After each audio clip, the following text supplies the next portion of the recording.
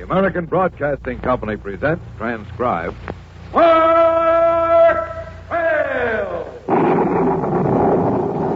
Battling the raging elements. Fighting the savage wilderness. Striking at the enemies of man and nature. One man's name resounds from snow-capped mountains down across the sun-baked plains. Fail!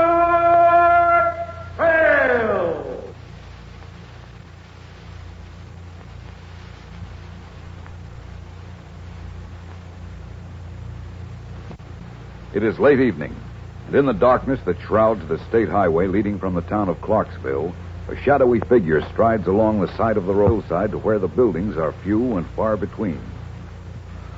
It pauses momentarily, glances cautiously around, and then goes up to the door of a large and rambling frame house. A light from the nearby window reveals the shadow to be a big, heavy-framed man who raises his fist and pounds upon the door. And his heavy knocking is answered immediately. One moment, Mr. Friend. One small moment, and I'll be back. Well, bless me britches, if it ain't the sheriff himself. Yeah, it's me. How about asking me inside, Shane? Well, now, Sheriff Rankin, that would be hospitable, wouldn't it? And dispensing hospitality is me business, after all. But in your case, the answer is no. Listen, Shane, I want to talk to you. In private. I don't see a thing to stop you from doing that, Sheriff. Talk ahead. From the outside. Okay. Then here it is, straight. I want you to drop out of the election. Drop out? You heard me. Well, it grieves me to hear you say that, Sheriff. It does indeed. Considering how I was looking forward to taking your job. Pull out of the election, Shane, or you'll get hurt. Hurt, is it? Well, now, Sheriff, let me tell you something. I worked 20 years in the circus as an animal trainer. Yeah, I know all about that. I trained the big ones, Sheriff. I learned how to take care of myself with lions, tigers, black panthers. So now, why should I be afraid of a weasel? A weasel? Why? 20 years. 20 years I spent with the big top, Sheriff Rankin. That's where I learned to love animals. And that's why I'm running against you in this election. I don't need the job.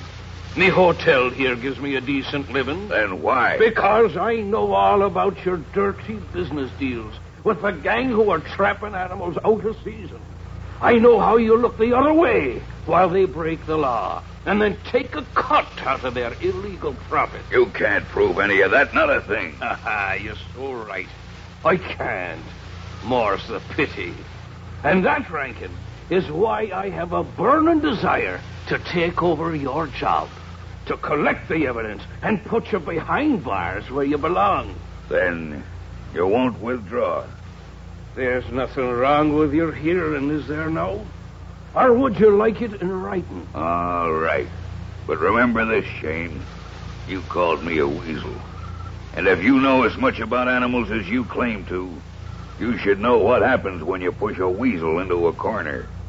He's dangerous. He fights to the death.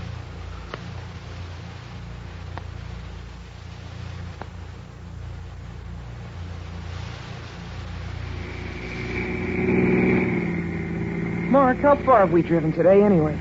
Oh, about 250 miles, I guess. Getting tired, Scotty? Oh, I certainly appreciate a chance to stretch my legs. You don't expect to drive all the way to camp tonight, do you? Oh, no. We'll knock off pretty soon now. When are we due at the camp, anyway? I wired Cherry we'd arrive sometime tomorrow. Huh? But there's no rush. Boys and girls won't be arriving before July 1st. Oh, I'm really looking forward to this, Mark. Being a counselor in a camp run by you and Sherry. We just passed a road sign, Mark. Welcome to Clarksville. Why don't we stop there? Clarksville. Clarksville, What's the matter? Just trying to remember. It seems to me I know somebody who lives here.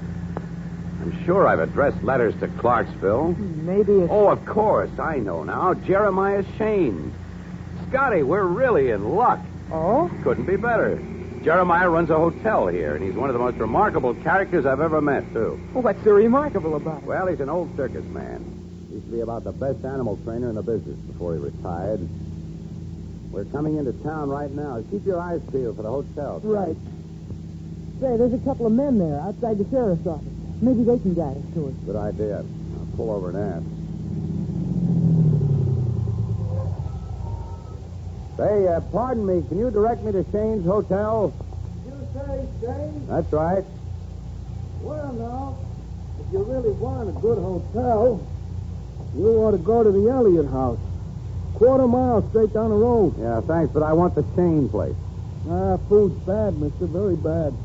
Very uncomfortable beds, too. You wouldn't like it. I wouldn't. Well, Jeremiah Shane happens to be an old friend of mine. Oh, yeah? Well, mister, let me tell you something. Friend or no friend, get wise. Some places are just naturally unhealthy. And you'd have to travel quite a ways to find a place that's any more unhealthy than that broken-down joint of Jeremiah Shane.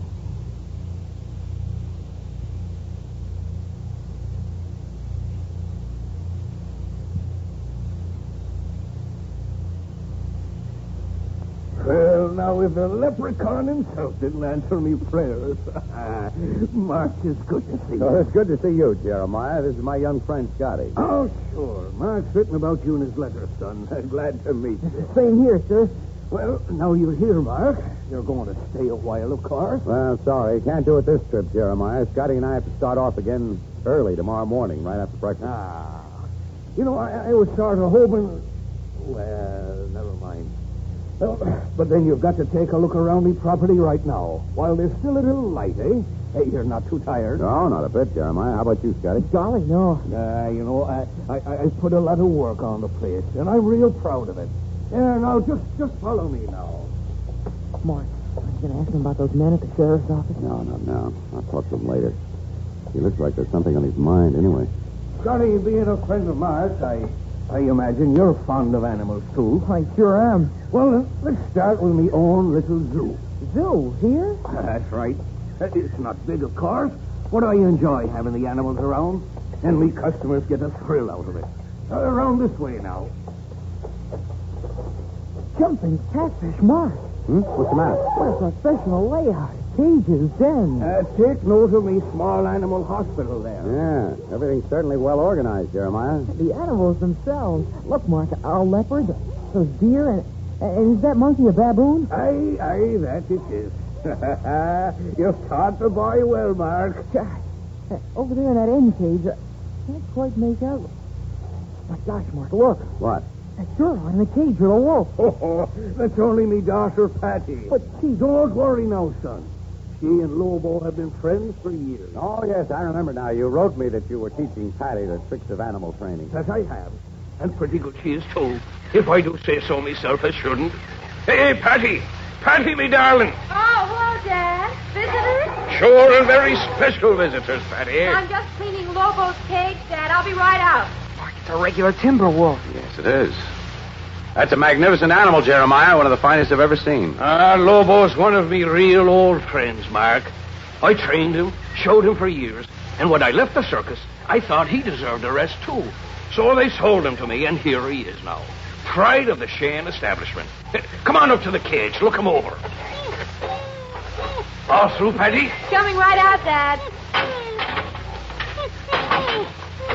Here we are now. Mark, Trail, and Scotty. Me daughter, Patricia. How do you Hi. do? How do you do? Don't forget to snap the lock, Patty. No, I won't, Dad. Good night, Lobo. Oh, come on now. Say good night nicely. Don't just whine. Strange. What do you mean, Mark? Something seems to be bothering that wolf. Look at the way he's sniffing the air. I do believe you're right, Mark. Hey, something's burning. Yes, I smell it, too. Maybe somebody's burning dead leaves. No, that's an oily smell. Come on around the other side of the house. Now, what do you suppose is wrong?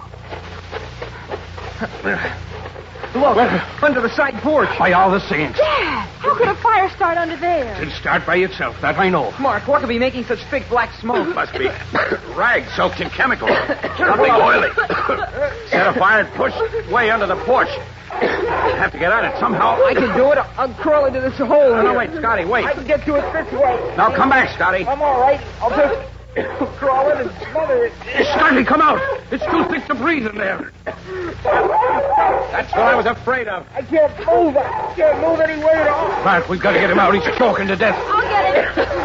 Patty, come back. I can reach his leg. Now if I could... Quick, Jeremiah, help me. Grab Patty by the ankles and pull her out. Right, you are. Hang on to him, Patty. We'll pull you both All out. right, go ahead. I'm ready. Pull, Jeremiah. Pull hard. I am. Okay, far enough. I can reach Scotty myself now. Nice work, Patty, me darling. You're a true daughter of the Shanes. Okay, Scotty, you're clear. Sure was thick in there. Thanks a million, Patty. Oh, forget it. I just didn't want to see your freckles burn. Hey, what are we standing here blabbering for? The fire is still burning. No, not anymore, Mr. Shane. I pulled dirt over it. It wasn't a big one anyhow. But you were right, Mark. There were a lot of oil-soaked rags in there. Rags, was it? But we never left any rags under that porch. Mark, what was it that fellow at the sheriff's office said? Just what I was thinking of, Scotty, and he's right. Some places are just naturally unhealthy, especially with a little outside help.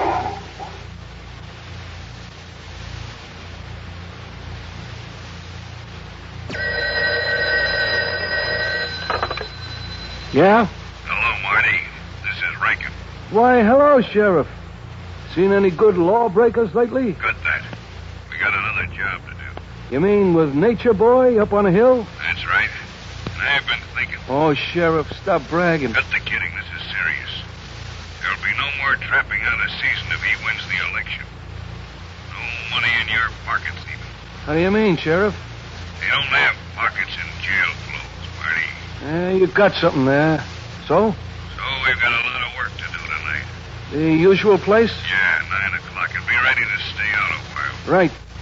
Should I bring anything outside of my own sweet self? Not a thing. Everything's ready. You know, Marty, What? I'm really looking forward to this. Shane poked his meddlesome nose into our business because he didn't like animals trapped out of season. I wonder how he's going to like the trap we set tonight. For him.